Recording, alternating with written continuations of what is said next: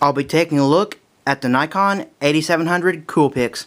So before I start this review, I'd really highly appreciate it if you checked out my channel. I do unboxing, reviews, and other stuff, which are really cool. You could check out my channel, and I'd really appreciate it. So this is the Nikon 8700 Coolpix. It's 8 megapixel. It has an 8x optical zoom, and it does 12 scene modes, it says. Moving on to the top, you got an on-off switch, and the silver button is a button where you actually take your pictures and you hold it down for 2 seconds and you'll get your autofocus. Then you unclick it and then it'll take your picture. You don't have to do the autofocus, you could just click it and it'll automatically take the picture, but if you want autofocus to make the picture really clear, you hold it down for about 2 seconds. Then on the top of it, next to it, you got a mode by the on, and then by the off you got a voice recorder, so like if you're taking pictures you could put your voice on them and like so you'll remember what the picture is. Then you got a button for the backlight right here for this screen. The screen works and it shows your battery, your ISO, speed, and all that stuff on that little screen right there. And then you got your function, and you got a spinning wheel that has a whole bunch of other stuff. I really don't know what it's for, but I know there's some features on it. And then on the top, you got a hot shoe or something like that that lets you put like an external flash on it. This does have a built-in flash though, but you can't put an extra one if you want more light or something. And then you got your viewfinder, which is nice because the little small ones don't got viewfinders. And what I like about the viewfinder is like if you're outside taking it on like a really sunny day like today, you actually can't see the screen at the bottom because it's too bright, so you can look through the viewfinder and take your pictures nice and clear. Then on the bottom you got your 2-inch portable screen. It does flip out, and you could take pictures from that too. And then on the side you got your button to turn off your flash to not make it automatic. You got your ISO, your lock, and size and stuff.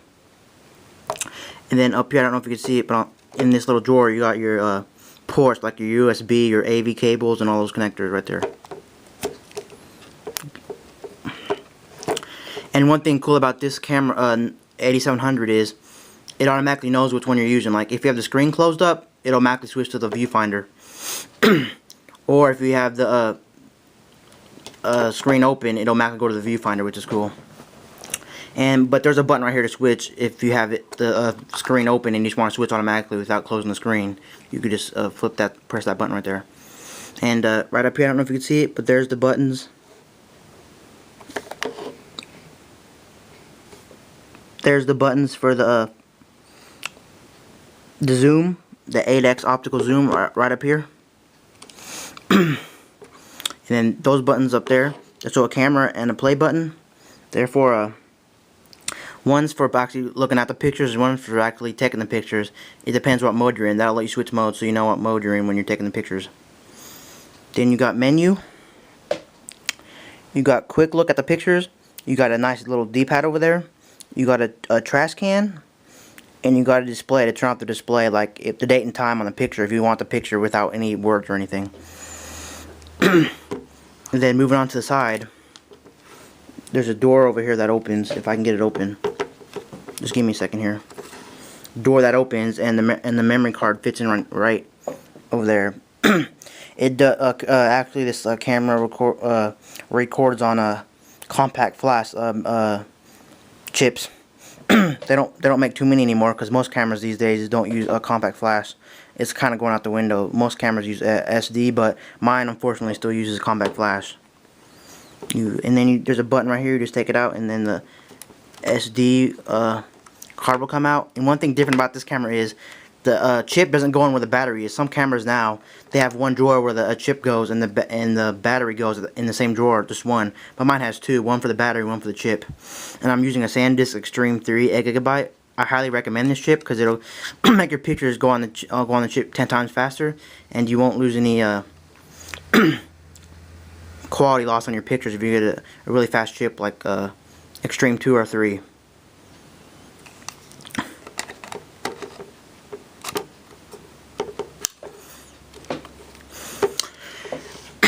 And then the battery the battery goes on the bottom, and it does have a connector for a tripod if you want to use a tripod. Then the battery just folds up right here.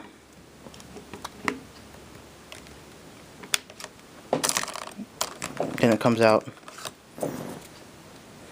I don't know the size of this battery, but yeah. Then it just fits right back in.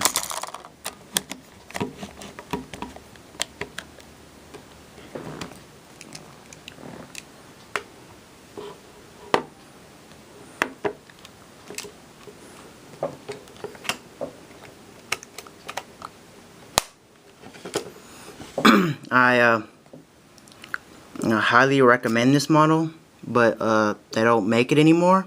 So I would suggest you go, if you're looking at a camera like this with a fixed lens and stuff, in my opinion, I would highly recommend the P100, 90, or even the P500 because they got bigger zooms and stuff, and they're pretty good. And they got a way bigger screen than mine. But at the time, this was one of the best cameras out there. And it takes great pictures and everything. Well, sometimes you gotta learn how to take the pictures though, because when you don't autofocus it right, it makes some of the pictures blurry.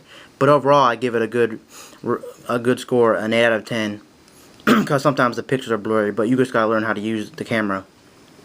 And so far, the battery life's been pretty good. I've only had it for about 4 or 5 months, but the battery seems pretty good. I didn't have any problems with it. And in the box, you would get the. It does come with the USB cable in the box. I think a strap to go over it so you can put it on your shoulder. And it comes with Adobe 2.0 and a booklet.